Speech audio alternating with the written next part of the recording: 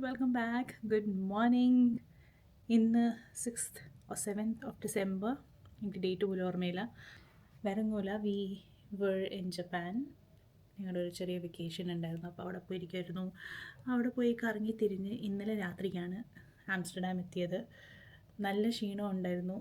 ഞങ്ങൾ ഇന്നലെ ഒരു 6:30 PM ആയപ്പോൾ ഇവിടെ ലാൻഡ് ചെയ്തു. അതിന് ശേഷം ഞങ്ങളുടെ ഫ്രണ്ട്സ് സച്ചിൻ, മറിയം, അവർ ഞങ്ങളെ പിക്ക് ചെയ്യാൻ വന്നു. ഇതിവിടെ എന്താണെന്ന് എനിക്ക് അറിഞ്ഞുകൂടാ. ഇങ്ങനെ കണ്ടോ, വൈറ്റ് പാച്ച് പോലെ എനിക്കിവിടെ വരുക. ഇതെനിക്കൊരു സംശയമുണ്ട്. ഞാൻ ജപ്പാൻ പോകുന്നതിന് മുമ്പ് ഞാൻ വാക്സ് ചെയ്യാൻ നോക്കിയായിരുന്നു. അപ്പോൾ ഇവിടെ ഒരു ലെയർ തൊലി ഞാൻ വാക്സ് ചെയ്ത് കളഞ്ഞോ എന്ന് എനിക്കൊരു സംശയം. അന്ന് തൊട്ടാണ് എനിക്ക് ഈ പാട് ഇവിടെ വന്നിരിക്കുന്നത്, രണ്ട് സൈഡിലും. എനിവേസ്, അത് ശരിയായിക്കോളും പതിയെ. ഇപ്പം ഞാൻ അത് പറഞ്ഞുകൊണ്ട് എൻ്റെ ശ്രദ്ധ അങ്ങോട്ട് തന്നെയാണ് പോയിക്കൊണ്ടിരിക്കുന്നത്. അപ്പം സച്ചിനും മറിയും ഞങ്ങളെ പിക്ക് ചെയ്യാൻ വന്നു. അത് കഴിഞ്ഞിട്ട് ഞങ്ങൾ അവരുടെ വീട്ടിൽ പോയി. മറിയം നേരത്തെ ചോദിച്ചു വെച്ചായിരുന്നു എന്നാ വേണം കഴിക്കാനായിട്ട് വേണ്ടി. ഞാനിപ്പം കൊതി ആയിട്ട് വീട്ടിലെ ഭക്ഷണം എന്തെങ്കിലും കഴിക്കണം എന്നുള്ള കൊതിയിൽ ഞാൻ പറഞ്ഞു എന്നാ വേണേൽ ഉണ്ടാക്കിക്കോ, എനിക്ക് വീട്ടിൽ എന്തെങ്കിലും മതി, വെളിയിൽ നിന്നൊന്നും ഓർഡർ ചെയ്യേണ്ട ആവശ്യമൊന്നുമില്ല. ചോറും മീൻകറിയും ചിക്കൻ ബിരിയാണിയും പാവം. അങ്ങനെ ഞങ്ങൾ അവരുടെ വീട്ടിൽ ചെന്ന അവിടെ ഞാൻ പറഞ്ഞു എനിക്ക് കുളിക്കണം. ഇത് ഞങ്ങൾ ഭയങ്കര ലോങ് ഫ്ലൈറ്റായിരുന്നു. ജപ്പാനിൽ നിന്ന് അബുദാബിയിൽ നിന്ന് ആംസ്റ്റർഡാം. അപ്പം ജപ്പാനിൽ നിന്ന് അബുദാബി തന്നെ ഒരു 12 മണിക്കൂറുടെ ഫ്ലൈറ്റാണ്. എന്നിട്ട് അബുദാബി വന്നു കഴിഞ്ഞപ്പോഴത്തേക്കും ഞങ്ങൾക്ക് വീണ്ടും ഒരു 12 മണിക്കൂറുടെ ഒരു ലേ ഓവർ ഉണ്ടായിരുന്നു. അതിന് ശേഷമായിരുന്നു നമ്മളുടെ അബുദാബിയിൽ നിന്ന് ആംസ്റ്റർഡാമിലേക്കുള്ള ഫ്ലൈറ്റ്. അത് ഓൾമോസ്റ്റ് 7.5 hours. അപ്പം ഇത്രയും ലോങ് ജേർണി ചെയ്ത് പല ടൈം സോണിൽ കയറി ഇറങ്ങി എനിക്ക് ഫ്ലൈറ്റിൽ വെച്ച് ഭക്ഷണം കഴിക്കാൻ പറ്റില്ല. ഞാൻ ഭയങ്കര ഒരു നെർവസ് ഫ്ലയറാണ്. എനിക്ക് ടർബുലൻസ് ഒക്കെ വരുമ്പോൾ എനിക്ക് ഒട്ടും പറ്റത്തില്ല. ഞാനിങ്ങനെ വടി പോലെ ഇങ്ങനെ അറ്റൻഷൻ പൊസിഷനിൽ ഇങ്ങനെ ഇരിക്കും. ഞാൻ കരയുകയും ചെയ്യും ചില സമയത്തൊക്കെ ഭയങ്കര ടർബുലൻസ് വരുമ്പോഴത്തേക്കും. ബട്ട് അത് ഐ ഹോപ്പ് ഞാൻ ഇച്ചിരി ബെറ്ററായി വരുന്നുണ്ടെന്ന് തോന്നുന്നു. എനിക്ക് അറിഞ്ഞുകൂടാ, അത് ജോസിനോട് ചോദിച്ചാലും അറിയാൻ പറ്റത്തുള്ളൂ. ഇതിന് ജോസാണ് ആ സമയത്ത് എന്നെ ഹാൻഡിൽ ചെയ്യുന്നത്. പാവം, അവൻ്റെ ഒരു അവസ്ഥ അങ്ങനെ. അപ്പോൾ അത് കാരണം എനിക്ക് ഫ്ലൈറ്റ് കഴിച്ചൊന്നും കഴിക്കാൻ പറ്റിയില്ല. അബുദാബി എയർപോർട്ടിൽ വെച്ച് ഞങ്ങൾ ബ്രേക്ക്ഫാസ്റ്റ് കഴിച്ചു, പിന്നെ ലഞ്ചൊന്നും കഴിച്ചില്ല. പിന്നെ നല്ല തലവേദന, നല്ല ക്ഷീണം, ഉറക്കം എല്ലാം ആയിട്ട് ഞാൻ ലാൻഡ് ചെയ്ത പാടെ ഞാൻ മറിയപ്പനോട് പറഞ്ഞു എനിക്ക് വന്ന അവിടെ കുളിക്കണം, കുളിച്ച് കഴിഞ്ഞിട്ട് എനിക്ക് ഭക്ഷണം കഴിക്കണം, അത് കഴിഞ്ഞിട്ട് സംസാരമുള്ളൂ. അപ്പോൾ ചെന്ന അവിടെ പാവം ഇത് അവളുടെ ഉടുപ്പാണ്, ഞാൻ അവളുടെ ഉടുപ്പാണ് ഇട്ടിരിക്കുന്നത്. അവൾ ഇതെല്ലാം എടുത്ത് ബെഡിൽ വെച്ചു, തോർത്തും വെച്ചു. ഞാൻ കയറി അവിടെ ഞാൻ അവളെ ഹഗ് പോലും ചെയ്ത് ഞാൻ പോയി കുളിക്കട്ടെ പ്ലീസ് എന്ന് വെച്ചുകൊണ്ട് പോയി കുളിച്ചു, പല്ല് വെച്ചു. അത് കഴിഞ്ഞിട്ട് അവൾ ചൂട് ഭക്ഷണം ഫുൾ റെഡിയാക്കി വെച്ചു. ഞങ്ങൾ ഭക്ഷണം കഴിച്ചു. അത് കഴിഞ്ഞപ്പോൾ എനിക്ക് ഇച്ചിരി ആശ്വാസമായത്. ശരിക്കും ചില ആർത്തി മൂത്ത് കഴിക്കത്തില്ല, അതേപോലെയായിരുന്നു ഞാൻ കഴിച്ചത്. എനിക്ക് അത്രയ്ക്കും വിശന്ന്.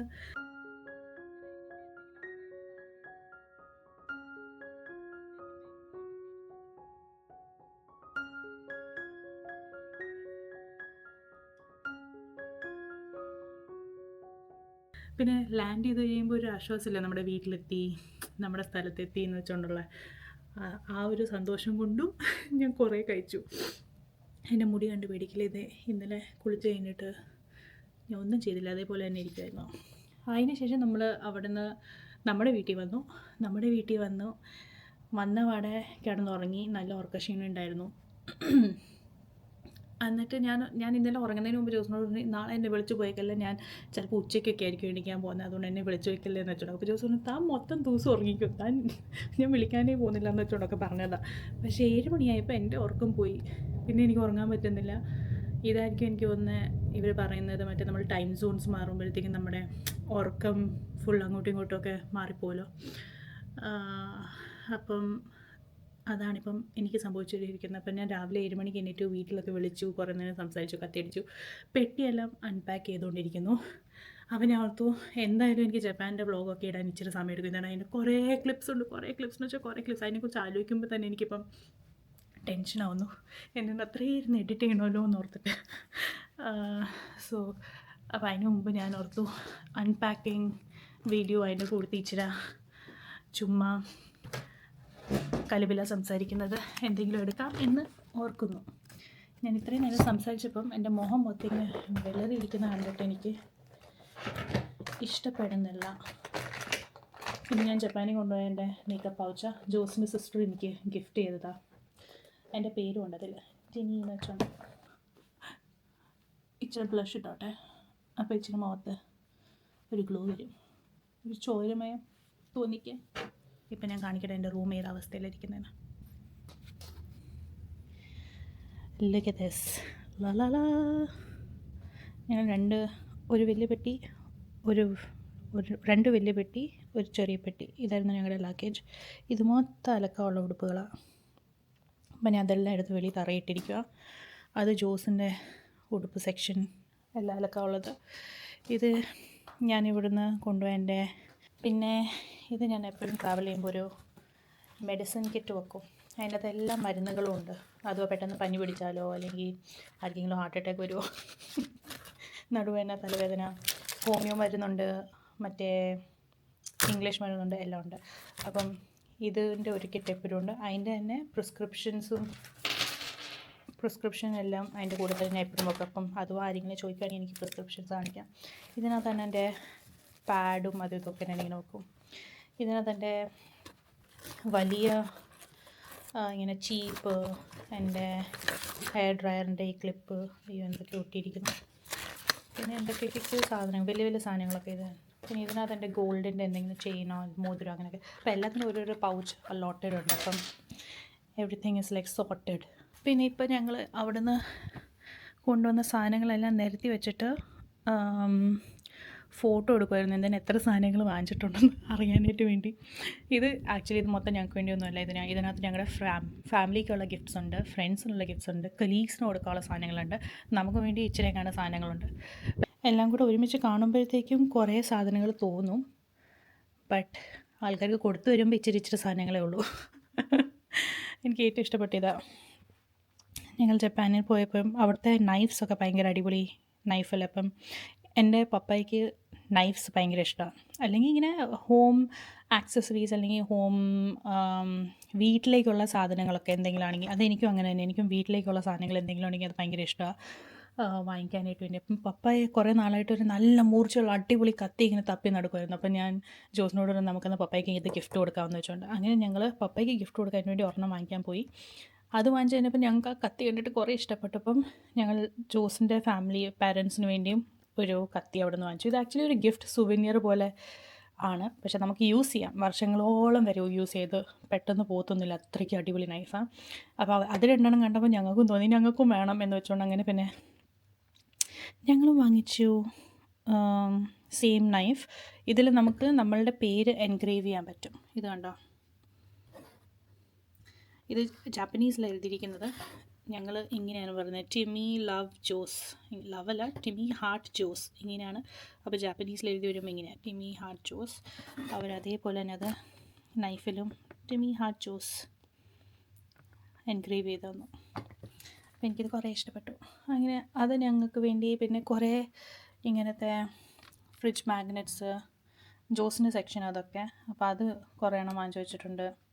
പിന്നെ ഇങ്ങനത്തെ ഈ കാലുവേദനയ്ക്കുള്ള, ഇപ്പം നമുക്ക് എന്തെങ്കിലും മസിൽ പെയിനോ അങ്ങനത്തെ സംഭവം വരുമ്പോഴത്തേക്ക് ഈ പാച്ച് വെക്കുമ്പോൾ പെട്ടെന്നത് നമുക്കൊരു റിലീഫ് കിട്ടുന്നുണ്ട്. ഞങ്ങൾ അവിടെ ജപ്പാനിൽ കുറേ നടക്കാനുണ്ട്. അപ്പോൾ നമ്മളുടെ അവസാനം രാത്രിയൊക്കെ വരുമ്പോൾ നമ്മളുടെ കാലും കയ്യും എല്ലാം വേദന എടുക്കാൻ തുടങ്ങും, നടുവൊക്കെ. അപ്പോൾ ഈ സംഭവം ഉണ്ടപ്പം ഇത് വാങ്ങിച്ച് നമ്മൾ യൂസ് ചെയ്തു. എനിക്ക് ആക്ച്വലി കുറേ വ്യത്യാസം തോന്നി. ജോസിൻ്റെ സിസ്റ്റർ ജ്യോതിയും ഇത് യൂസ് ചെയ്തു, ജ്യോതിക്കും കുറേ ഇഷ്ടപ്പെട്ടു. ജോസും ഇത് യൂസ് ചെയ്തു, അവനും ഇത് കുറേ എഫക്റ്റീവായിരുന്നു. അപ്പം ഞങ്ങളത് ഒരു പാക്കറ്റ് അത് ഞങ്ങൾക്ക് വേണ്ടി വാങ്ങിച്ചു.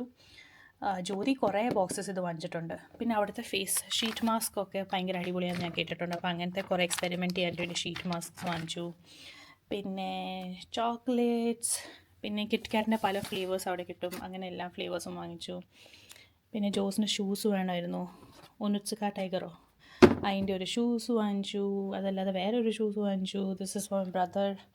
അവൻ അവിടെ നിന്ന് എന്തോ ജാപ്പനീസ് വിസ്കി വേണമെന്ന് പറഞ്ഞു, അപ്പോൾ അത് വാങ്ങിച്ചു. പിന്നെ ഇങ്ങനെ കുറേ സാധനം. ഇതെല്ലാം ഞങ്ങളുടെ ഇവിടുത്തെ ഫ്രണ്ട്സിനുള്ള കുട്ടി ഗിഫ്റ്റ്സൊക്കെയാണ്.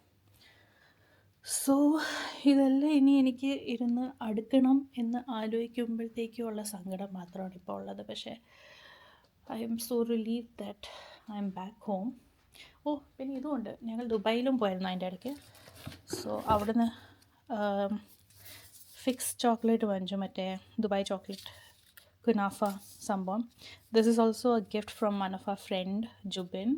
അവൻ ഞങ്ങൾക്ക് വേണ്ടി ഇത് വാങ്ങിച്ച് വീട്ടിൽ വെച്ചിരിക്കുകയായിരുന്നു. അപ്പം ഞങ്ങൾ വന്നപ്പോൾ അവനിത് ഞങ്ങൾക്ക് തന്നു. ഞാനിത് ഫിക്സിന് തന്നെ വാങ്ങിക്കാൻ വേണ്ടി ഇരിക്കുകയായിരുന്നു. എന്തിനാ ഫിക്സിൻ്റെ ആയിരുന്നു ദ OG ബ്രാൻഡ്. ഇവരായിരുന്നു ആദ്യം ഈ kunafa, pistachio kunafa chocolate first തുടങ്ങിയത്. അപ്പം ഇവരുടെ തന്നെ എനിക്ക് ചോക്ലേറ്റ് കഴിക്കണമെന്ന് ഭയങ്കര ആഗ്രഹമായിരുന്നു. അപ്പം ജുബിൻ ഇത് ചോദിച്ച് അവൻ്റെ വീട്ടിൽ വാങ്ങിച്ച് വെച്ചായിരുന്നു. അപ്പം ഞങ്ങൾക്ക് ഇത് തന്നു. രണ്ടെണ്ണം ഉണ്ടായിരുന്നു. ഒരെണ്ണം ഞങ്ങൾ അപ്പം തന്നെ കഴിച്ചു, ഒരെണ്ണം ഞങ്ങൾ കൊണ്ടുവന്നു ഇങ്ങോട്ടേക്ക് ഇവിടെ കഴിക്കാനായിട്ട് വേണ്ടി. അപ്പോൾ അതൊക്കെയാണ് എൻ്റെ ഇവിടുത്തെ കഥകൾ. ഇവിടെ വന്നു കഴിഞ്ഞപ്പോഴത്തേക്കും നല്ല തണുപ്പുള്ള കാലാവസ്ഥ, മഴയും പെയ്യുമായിരുന്നു. ജപ്പാനിൽ തണുപ്പായിരുന്നു, പക്ഷേ സഹിക്കാൻ പറ്റുന്ന തണുപ്പാണ്. ഇപ്പം നമ്മൾ ആംസ്റ്റർഡാമിൽ നിന്ന് പോകുമ്പോഴത്തേക്കും നമുക്ക് ആക്ച്വലി ജപ്പാനിലെ തണുപ്പ് അങ്ങനെ ഒത്തിരി വലിയ തണുപ്പായിട്ട് തോന്നത്തില്ല. എന്തിനാ അവിടെ തണുപ്പ് മാത്രമേ ഉള്ളൂ, ഇങ്ങനെ വിണ്ടില്ല, കാറ്റില്ല. പക്ഷേ ഇവിടെ ആംസ്റ്റർഡാമിലാണെങ്കിൽ കാറ്റും ഉള്ളതുകൊണ്ട് നമ്മുടെ തണുപ്പ് ഡബിൾ ആയിട്ട് തോന്നും, ഭയങ്കരമായിട്ട് തോന്നും. അപ്പം ഇവിടെ വന്നെത്തിയപ്പോൾ എനിക്ക് ശരിക്കും തണുപ്പ് തോന്നിക്കുന്നത്. പിന്നെ ഇപ്പം എന്തോ കാലാവസ്ഥ ഇങ്ങനെ ഭയങ്കര ഇരുണ്ട് മൂടി, ക്ലൗഡി, അങ്ങനത്തെ ഒരു വെതർ. ഈ DJI ക്യാമറ ആയതുകൊണ്ട് നമ്മുടെ ഫേസ് ട്രാക്കിംഗ് സംഭവമുണ്ട്. എനിക്കിത് കുറേ ഇഷ്ടപ്പെട്ടു. എന്തിന് ഞാൻ ജപ്പാനിൽ ഫുൾ ഈ സംഭവം കണ്ട റെക്കോർഡ് ചെയ്തിരിക്കണം. പക്ഷേ ഇനിയിപ്പോൾ എനിക്ക് അറിയത്തില്ല ഇതെങ്ങനെ എക്സ്പോർട്ട് ചെയ്യണം, എങ്ങനെ ഇതിൻ്റെ ഫയൽസൊക്കെ എനിക്ക് ഇനി പഠിക്കണം. പക്ഷേ ഇങ്ങനെ നമ്മൾ വീട്ടിലൊരു പണി ചെയ്യുമ്പോൾ ഇതിങ്ങനെ ഫേസ് ട്രാക്ക് ചെയ്യുന്നതും ഇൻട്രസ്റ്റിംഗ് അല്ലേ? നമുക്കൊന്നും ചെയ്യണ്ട. മറ്റേതാണെങ്കിൽ ഞാൻ ഫോൺ പിടിച്ചിങ്ങനെ അങ്ങനെയൊക്കെ ചെയ്യണമായിരുന്നു. So this is chor and chemmeen curry by Mariyam. Smell so good, divine.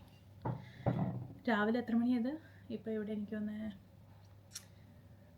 Almost 10 മണിയാവാറായി. വേറെ ഒന്നുമില്ല, ബ്രേക്ക്ഫാസ്റ്റ് ഒന്നും ഉണ്ടാക്കിയിട്ടൊന്നുമില്ല, എന്തിനൊന്നും ഇല്ലല്ലോ സാധനം. അപ്പം ചോറ് തന്നെ കഴിക്കാം. എനിക്ക് വിശന്നിട്ട് ഒരു രീതിയിലും വയ്യ. ഇന്നലെ കഴിച്ചു വയറ് നിറച്ച്, പക്ഷെ എന്നാലും എനിക്ക് നല്ല വിശപ്പുണ്ട് വീണ്ടും.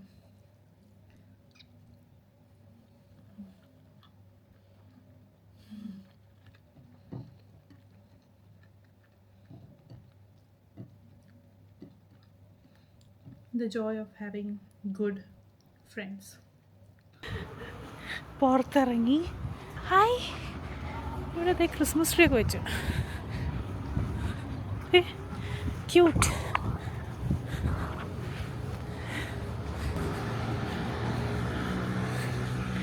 So cute. കേട്ടോ?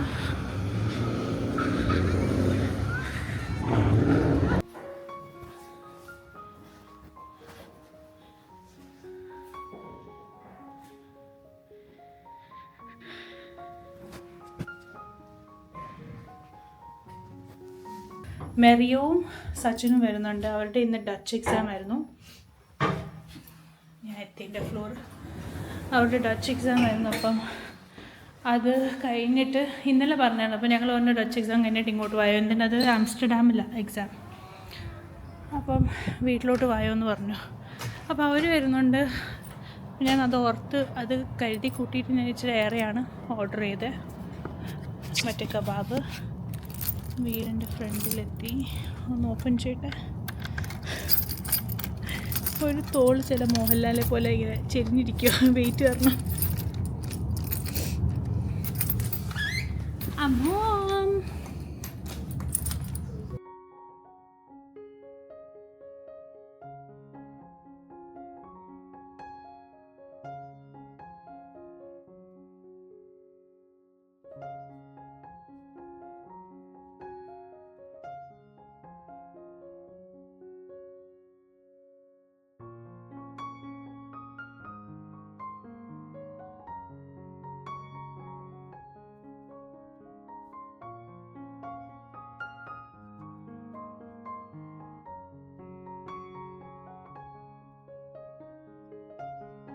ഇത് DJIയുടെ എന്തോ ഒരു ഐറ്റം.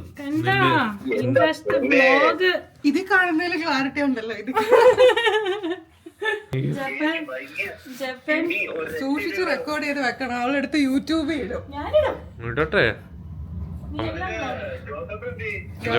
ജോസഫിനെ കാണിച്ചു തരാം. അവനും ജോസഫ്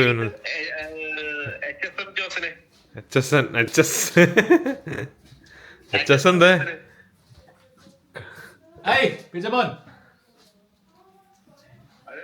നമസ്കാരം. സുഖം. കുറച്ച് ഡിപ്രഷനിലാണ്. ജപ്പാൻ വിട്ട എന്റെ depression. This was the bestest and the cutest thing happen this year. Japan പോകുന്ന ഒരാഴ്ച 2 ആഴ്ച മുമ്പ് എൻ്റെ ക്ലോസസ്റ്റ് ഫ്രണ്ട് ബിനു, അവർക്കൊരു പെൺകൊച്ചുണ്ടായി. പോകുന്നതിന് മുമ്പ് ഞാൻ വീഡിയോ കോളിലൊക്കെ സംസാരിച്ചു, വന്ന് കഴിഞ്ഞിട്ട് സംസാരിച്ചപ്പോഴത്തേക്കും പെട്ടെന്ന് ഷേപ്പൊക്കെ മാറി. ആ ഒരു എക്സൈറ്റ്മെൻ്റ് ആയിരുന്നു കൊച്ചിനെ കാണുന്നതിൻ്റെ. Hopefully will be meeting them soon. So ഇതായിരുന്നു എൻ്റെ ഒരു തട്ടിക്കൂട്ട് വീഡിയോ. ഇനിയും കുറേ ജപ്പാൻ വിശേഷങ്ങൾ, ക്രിസ്മസ്, ന്യൂ ഇയർ എല്ലാം തന്നെ വ്ളോഗ് ചെയ്ത് വെച്ചിട്ടുണ്ട്. എല്ലാം ഓരോന്നോരോന്നായിട്ട് ഞാൻ കറക്റ്റായിട്ട് ഇടുന്നതായിരിക്കും. Hang around. ഇനിയും കുറേ അടിപൊളി വീഡിയോ ആയിട്ട് ഞാൻ ഉടനെ തന്നെ വരുന്നതായിരിക്കും. അതുവരെ ബൈ.